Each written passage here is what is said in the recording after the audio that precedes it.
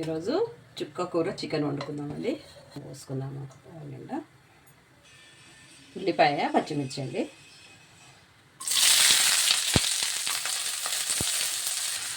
పసుపు వేసుకుందామండి. అల్లం వెల్లుల్లి ముద్ద,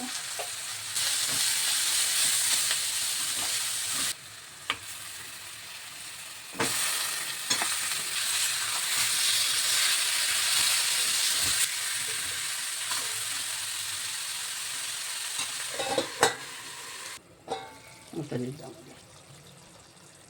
కారం ఇద్దామండి.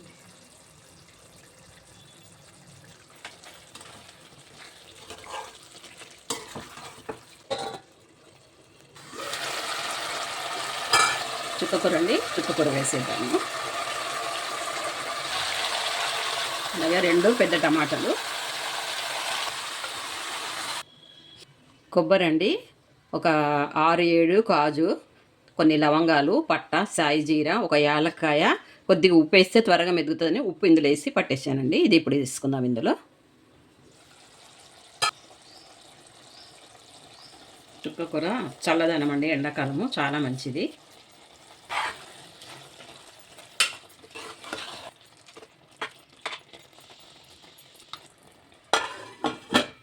కొద్దిగా నీళ్ళు పోసుకుందామండి, ఎక్కువ అవసరం లేదు.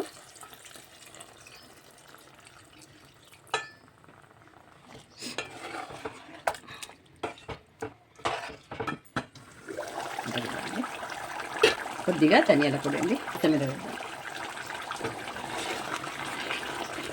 చుక్కకూర టమాటా చికెన్ రెడీ అయిపోయిందండి. వేడివేడిగా చుక్కకూరలో ఏ విటమిన్ ఉంటుంది, సి విటమిన్ ఉంటుంది, కాల్షియం కూడా ఉంటుంది. కాబట్టి అప్పుడప్పుడు చికెన్లో వేసుకొని తినండి.